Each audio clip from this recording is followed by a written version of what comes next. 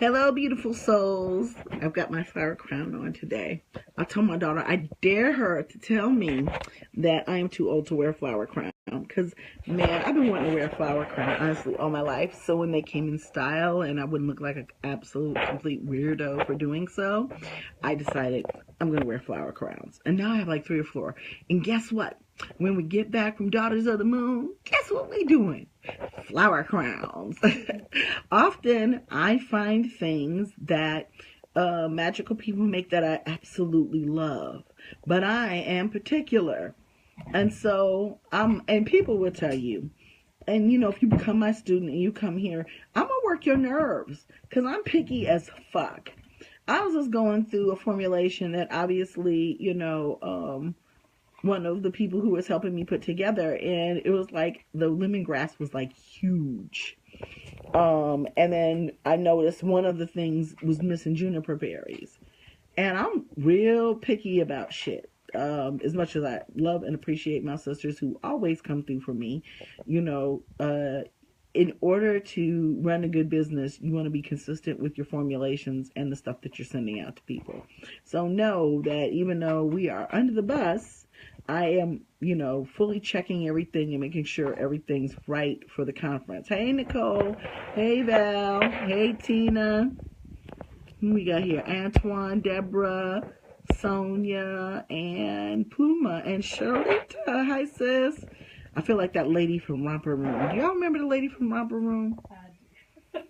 Now, Elizabeth Ruth is my grandmother's name. I have a very common first name, as most conjurers do.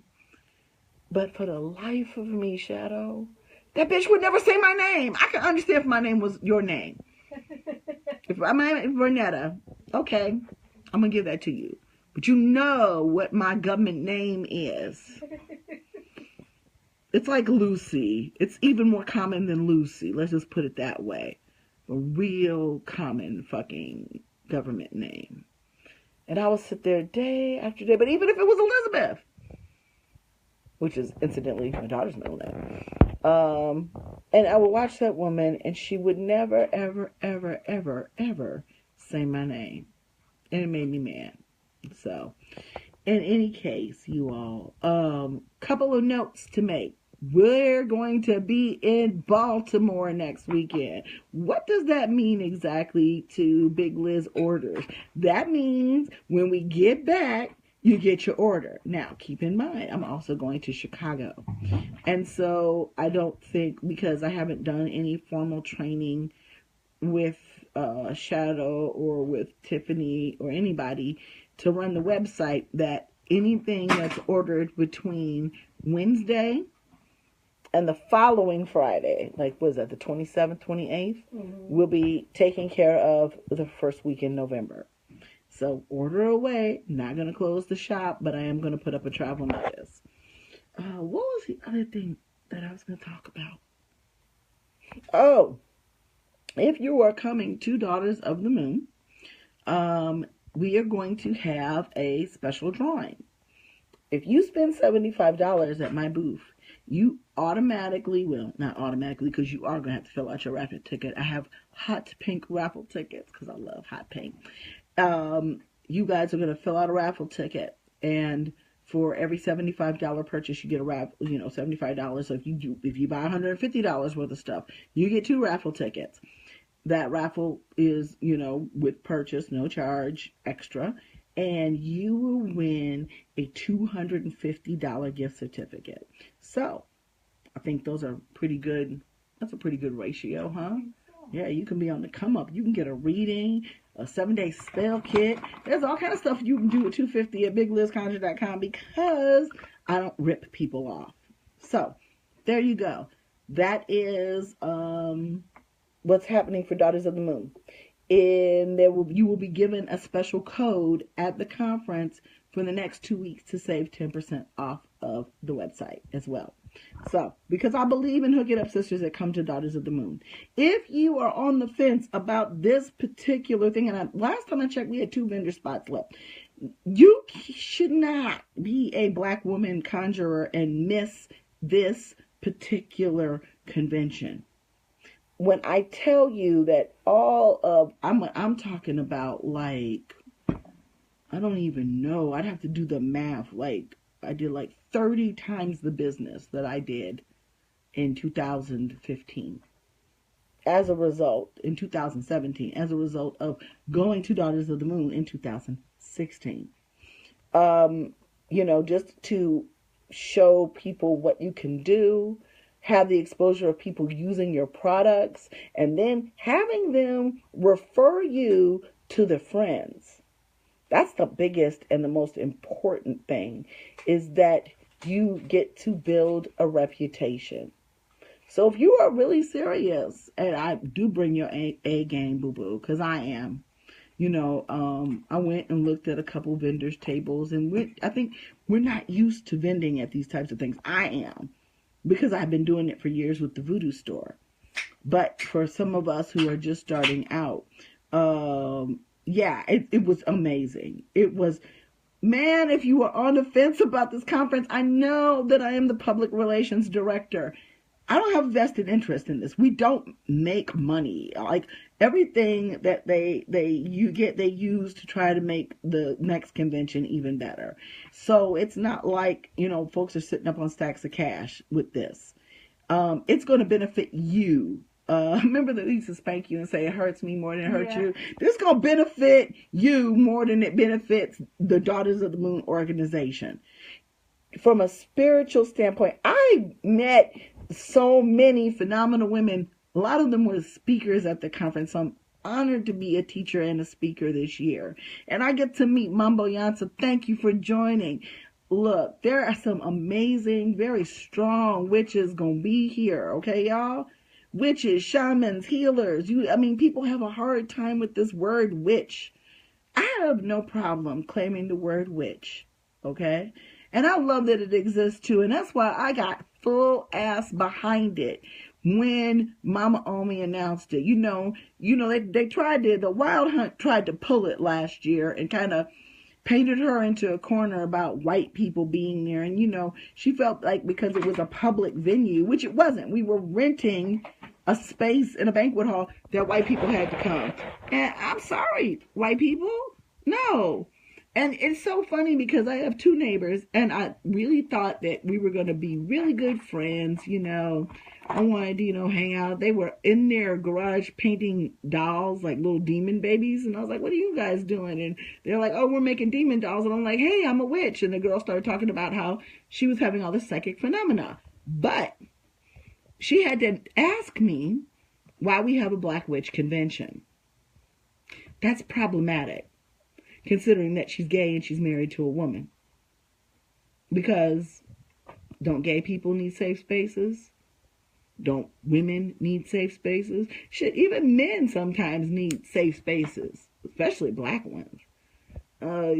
This is a safe space for white men. The whole United States is a safe space for white men. Okay?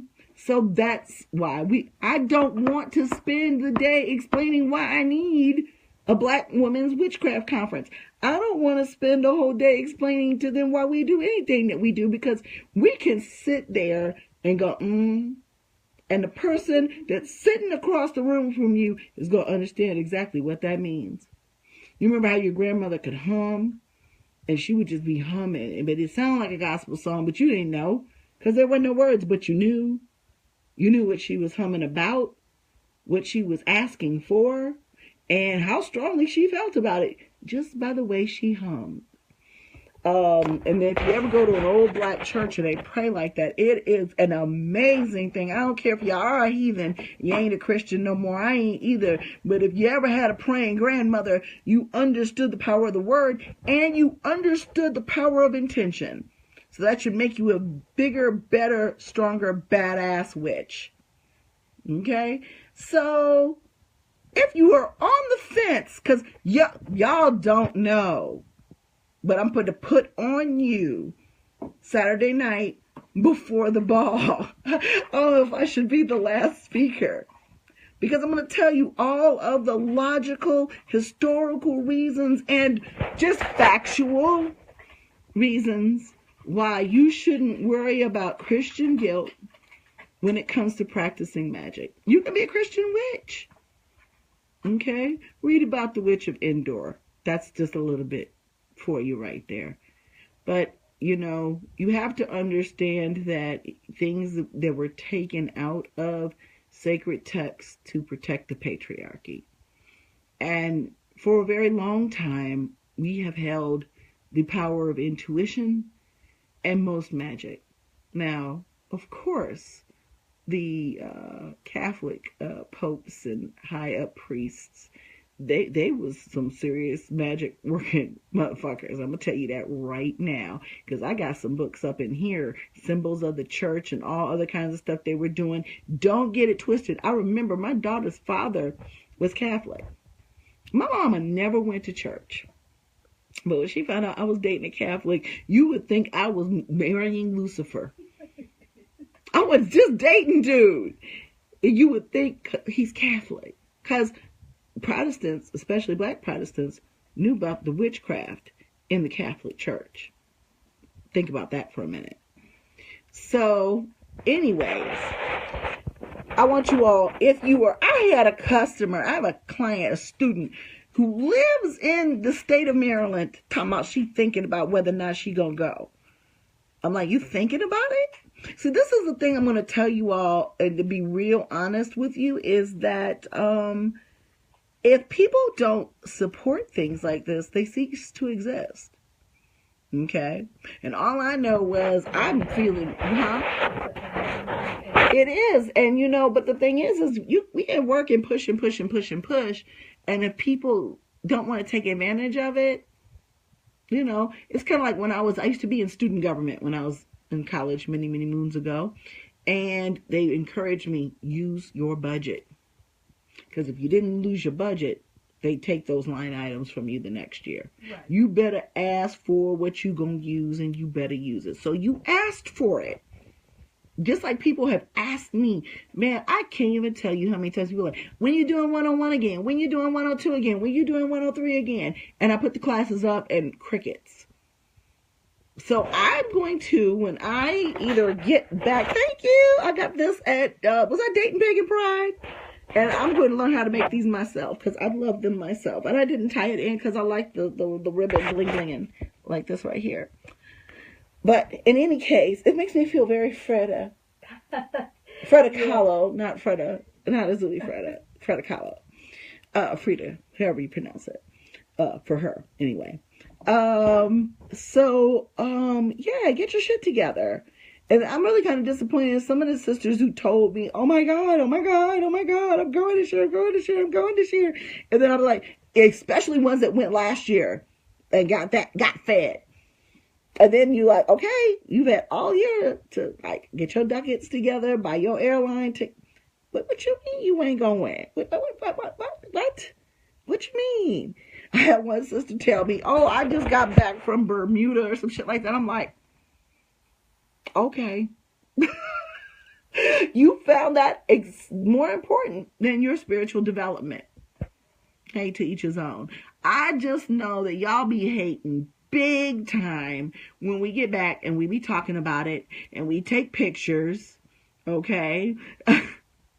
That's okay, Tamara. I've got something I think will be good for, I think, people of all races, as long as you woke, because you can't come unless you woke.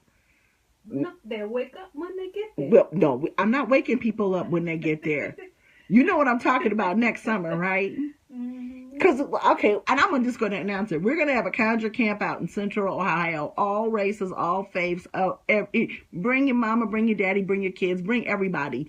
Because I think that healing practitioners, healers, yes, hands-on healers, demon casters. I don't give a whatever you do. Okay, and I know white folks love them some camp outs, so I know we can invite y'all and y'all will show up. So we are going to do stuff, because that was another thing I told my neighbors. Good night, Mumbo Yansa. See you on Friday. Listen, that's what I told my neighbors. I was like, just because you're pro-black does not mean that you're anti-white. And secondly, just because we have something for us doesn't mean we get together with the general witchcraft community here. We don't, when people ask us to come out, we come out. Even when they don't ask us, we crash and show up any goddamn way. That's why Shadow's name is Shadow. Because every fucking place I went, she was there. I'm like, that woman is my goddamn Shadow. I'm either going to be friends with her or I'm going to be very afraid of her. It's going to be one or the other, okay? So, yes, because, and I'm going to tell you, Conjure Camp Out ain't going to be cheap. Why? Because I don't do shit cheap, okay? We're not going to have a bunch of people get there looking at some hot dogs, feeling all some kind of way, you know. We're going to make it so that we can really do some really cool shit. Drummers have to be paid, y'all. Artists have to be paid.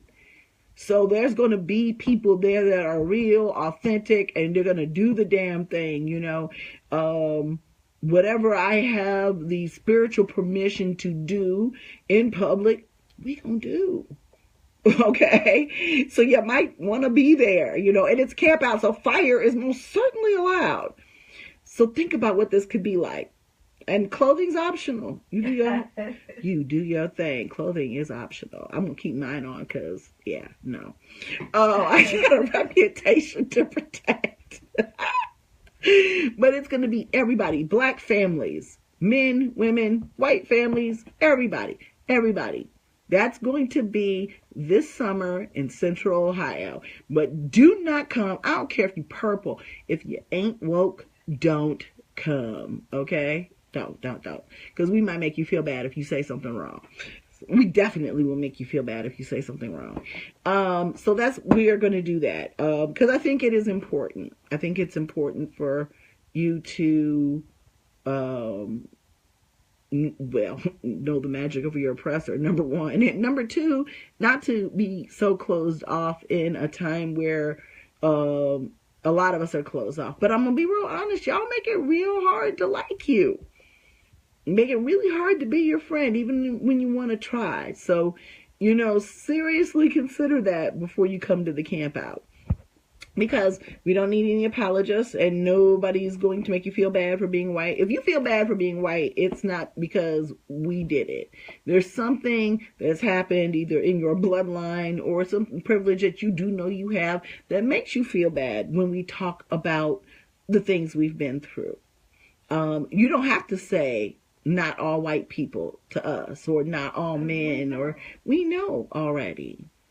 And I don't think we've ever led conversations where all white people do this, that, and the other. But one thing I have found to be the most consistent is even the most woke of y'all is still have, and unfortunately, it's got to do with the way we're raised in this country. We all have a lot of isms that are being put upon us by society. A lot of I know that for me, I had to let go of a lot of preconceived notions about gender, even ones about race, about you know what's the difference between somebody who's transgendered versus somebody who's, you know, transsexual versus somebody who is gender fluid. There were no words for those things when I was coming up, but at least I admit it. And the problem is sometimes when we're dealing with people who we really want to be allies with, they don't want to admit it. They want to act like, oh, there's no problem. And then I've run across this from black and white people, and I don't understand it. The whole, if we don't talk about racism will go away. And I just said like this, you know, we were talking about how people ignore illness to the point where they get to the doctor and they're like stage 4 cancer. You know, I just posed this question to anybody who says that if we give energy, because they say we're giving energy to racism by talking about it. Okay.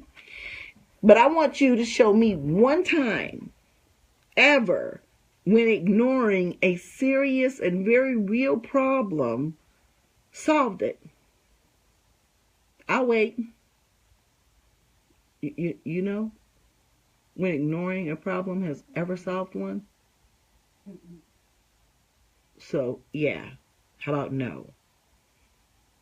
So, in any case, I want to see you guys at the convention. If you can get there and drive, I wish it was summertime. Shit, we gotta go camp out somewhere if people couldn't afford hotels, But get in if you're a black woman color, get in the Daughters of the Moon Coven group, because there's a closed group, and people are talking about roommate arrangements. I need to mold this to my head a bit more if I'm gonna wear it like this. Kind of squeeze it in. Which means they probably don't need to be as big as they are, but some folks got really big heads. And I got really big hair, so. In any case, people are looking for roommates. They're looking for roommate matches. I got an excellent deal through one of my sisters in my circle, 3 days, $150. I'm like, yeah, I'm in. There's Airbnb, which is always going to be significantly cheaper than a lot of the hotels. There's carpooling opportunities. People are driving. It's like if you wasn't friends before a road trip most definitely defines whether you'll be friends in the future. But yeah, if you can come, make a way, because like I said, I don't tell people that something's good unless I've tried it and it worked. And I tried this and it worked. And if there are any vendor spaces left and you are a sister who makes anything natural with your hands, because, all of that is manifesting something. I don't care if it's manifesting non-ashy skin, I'm manifesting smooth skin. we look at our magic as medicine, and mundane. So if you make beautiful things, if you want to learn more about what being a black witch really is for a multitude, you are never going to see this in this particular way unless you come to this conference. You're never going to see women from Voodoo, from Ifa, from Santeria, from Condoble, from Kimbanda. You're not going to see all of these women in one room. And it was amazing. Like this, and it was amazing. Ain't no petty bullshit going on. We was feeding each other, and vegan food. I know. The food. And I'm not vegan. And I am not vegan, and I really don't like fake meat. But when I tell you, boo-boo, I don't know what they doing in Baltimore with the vegan meat. I would be a vegan if I lived in Baltimore. Because the next day, me and Mott went to a vegan chicken and waffles place. Y'all, I got my whole life. We waited an hour. I don't know what's up with them slow brothers at that restaurant. But it was so much worth it. It was so worth it. So, Daughters of the Moon. D-A-W. Daughters. We daughters. D-A-W-T-A-S. Daughters of the Moon. Yeah, that food was awesome. Tina, no, I'm telling you. I was like, what's this I eat here? I was like, this is really good. He's like, that's a Ritz. That food was so good. I had to inhale it. I don't know. I hope they're catering again this year, because your ticket includes food too. Okay. So, couple of things I want to tell you guys. You want to get your tickets ahead of time if you can. Always good to be sure. I don't know what the seating capacity at this place is, but I think we might have violated some fire codes last year. Sure Oh my. It was wow. What did they expect? Exactly. So get your ticket so that you have a place and you'll be there. And I hope we don't have to turn anybody away, but yeah, that may happen. Okay. Also, if you want stuff, if you've always wanted to buy stuff from me, I don't care how small it is, but you didn't want to pay for shipping. I hate paying for shipping. That's why I got Amazon Prime. Every time I have to order from one of my wholesalers, like the people who make the tins for the working roots or the bottles that I put my oil, I be mad. I don't care if the shipping's $10. I'd be pissed. I'm like, I don't like paying for that. So if you're like me and you don't like paying for shipping, by all means, order now. You can pick it up at the convention. I will have it ready to go. A cute little bag with my, nice little label on it. If you want to order t-shirts, because they are going to go, they're probably going to go on Friday. I've got about, what, 15? 15 t-shirts. I ain't buying no more because I don't know how well they'll sell. And out of those 15, I think about 10. Because out of those 15, I've already got like 5 that have been ordered. Yeah. So thank you. And this man walked up to me today, but he kind of freaked me out. He was this real big, tall, country white dude that was volunteering at my daughter's school today. And he said, "Oh my God, I love your earrings." And he was just like, "I make jewelry, so I really know cool stuff when I see it." And I was like, "Thank you." And I have these in copper too. And he's like, "And you want to see what else I do?" And I'm thinking, because he said, this is what he said. I cut off half the story because I do that because I got CRS, can't remember shit.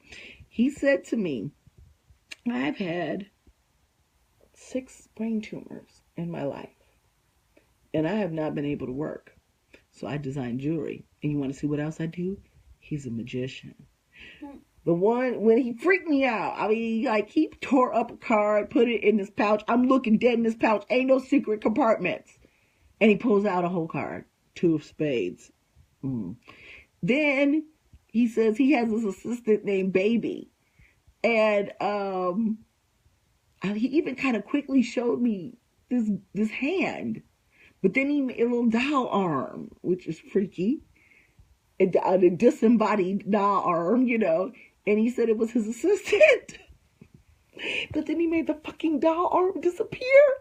And then the doll arm came back again and grabbed his money and snatched it in. And then when he opened his hands again, the doll arm was gone. And he's like, I was like, "Do you have a business card?" And I thought about this. And he's like, "Oh, yeah, in my truck." And I was like, "Oh, hell no. We're not going out to your truck. You might make me disappear." But that shit was cool as hell. So that's funny with the earrings, the story. There's always stories. So anyways, I gotta go to bed because I gotta take my kid to somewhere in the morning, and then I gotta work and do all that good stuff. So if you want to, I'm one of those types of people. I like my shit in order. Everybody who's ever worked with me may find me actually difficult, and I don't care. I like to know that my shit is where it is, where I want it to be, and how I want it done. So I'll make sure my ticket is bought, my hotel reservations are made, my house sitting arrangements are in order, and I'm ready to go. And I think that everybody, a lot of times, I had a reading tonight, and I told a client, I was like, let's stop and think about hard times. And this is what I want to leave you guys with about altars. Okay, and about this whole experience in the occult. There's nothing easy about it. If it's easy, you're doing it wrong. It's supposed to be a challenge. It's supposed to stimulate your mind. It's supposed to open up new worlds to you, which means that involves a certain level of work. You just don't stumble upon new things, usually. Usually you have to seek them out, and that's the problem with most people. They want to stumble upon shit, okay? And so I was talking to this lady and, had some issues. And right when the issue started was right kind of where she fell off with her spiritual stuff. And you have to understand this, y'all. That's the time when you need to be doing it the most. When things are good. But what will happen is you will start to ignore your spirits. And your gods and your ancestors. And let's just talk about this tonight, okay? For those of you who are new to this type of practice. We always talk about this as far as romantic relationships are concerned. Don't start nothing that you can't finish. If you're going to be some way with somebody when you first meet them, you got to continue to be that way with them throughout the relationship, or you're going to have some problems. You might stay together, but there might be a little bit of readjusting to do. Maybe you may have to think you had a big penis and you don't. I don't know. Those types of things. You padded your bra and all of a sudden now it's time to have sex and he realized you don't have any breasts. That's going to be an issue. So let's stop and think about that from a non-sexual standpoint, from a spiritual standpoint. Spirits love to be venerated. Gods love to be worshipped, adored, and praised. All of them. And if they do something for you, you better do it. You better extend that praise. I don't care what religion you're in. You have to follow the rules of your religion when it comes to honoring your spirit. So that may mean you're a vegan and you might have to do an animal sacrifice. Well, guess what? That makes that sacrifice even more deep. There's a reason why Yahweh didn't like Cain's sacrifice. Because it was easy for him. He didn't have to do nothing. Go pick up some fruit off the ground, off a tree. And God was like, I asked you for that. Yahweh, anyway. Christian God. I didn't ask you for that. I didn't ask you for what came easy. I asked you for what I wanted that involved just a little bit of work.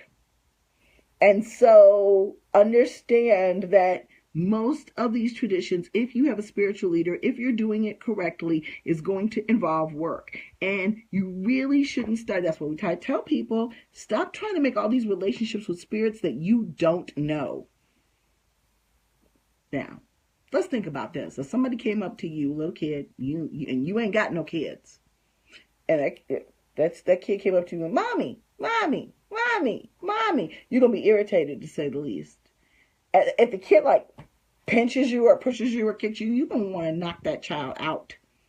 So think about that. All these people that keep approaching spirits. Mommy, Daddy, Mommy. And the spirit's like, not only does a spirit not know you, you don't know how to get the spirit's attention because you haven't been told the right way.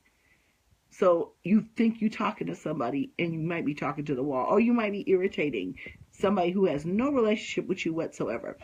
Howsoever, once you learn the spirits that you're supposed to have relationships with, and you are given the truth and you are given the ritual, you better do it.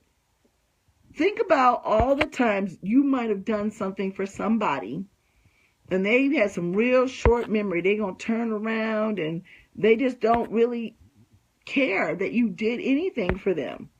You know, they don't care. They actually forgot that you actually extended some form of grace to them. How do you feel? Anybody? Somebody in the back? How do you feel when you do something for somebody and they forget, or they don't recognize it, or they don't thank you properly? How do you feel? Well, y'all quiet now, ain't you? You feel like shit. It makes you feel bad. So think about how gods and spirits were made in their image. Think about how a lot of them feel when they actually do something for you and you just fall off. But yet and still you on Facebook every day talking about root word, conjure this, and the Lawa and the Orisha that, and nothing. You know, and you know, the thing is yes, nobody's perfect. There are things that I could do better. That's why I'm continuing to learn. There are all types of things that we all could do better. But do the things that you can control. Because I also asked the person that I was giving a reading tonight, I was like, think about all the stuff that's gone wrong in your life. And think about the percentage of those things that have gone wrong that are completely out of your control. Very little. In fact, most of the time when stuff's messed up in our lives, we can point back to the point right where you know you fucked up, right where you know this is not going to go well. And instead of bailing or telling that person you weren't interested in seeing them anymore, or finding that new job, or maybe even having an abortion because you knew you wasn't ready to be nobody's mama. But at some point, you made a choice, and you made a bad one. So I tell everybody, I make mistakes every day. I'm sure I manage to fuck up something every day. I don't care if it's burning the bacon or letting my anger get the best of me when I'm talking to a stupid customer service representative, or forgetting that I had an appointment. I do something dumb every day because I'm a human being. But what I don't do is I don't keep making the same mistakes over and over again, because what is that, children and grown folks? That is insanity. Doing something over and over again and expecting a different result. That's the difference. So, like I said, I really, really, really, really, really, really, really hope to see you guys next weekend. I really want to do more things than just the convention. Mama Omi has talked about like different things throughout the year that Daughters of the Moon can do in different places. And she's working, I'm sure, with the elders to put that type of stuff in place. But in the meantime, hey, we're going to give it to you. We're going to make it available for you. And it's really in the end up to you to take advantage of it. And I hope that a lot of people do. So you all, I'm going to bed because that's another thing. I refuse to work like a slave and be tired by the time I get to the convention. So I tell you guys what, like I said, you want to be sure that you're getting your stuff when you come to the convention. You better pre-order. Because I'm not going to make like 20 of every item. Number one, these are fresh herbs and roots. They have a shelf life. And I'm not going to waste them if I don't sell all of them. So there will be a nice stock and supply. First come, first serve. But if you want something, I might not even be thinking about bringing it. So you might want to order it. And then you don't have to pay for shipping. And then every $75 spent either with a pre-order or at the convention gets a raffle ticket for a $250 drawing. And then I don't know if we're going to bring the box or not. We're going to have a drawing for a $500 box, a box full of $500 worth of my products. And that is to benefit Haiti.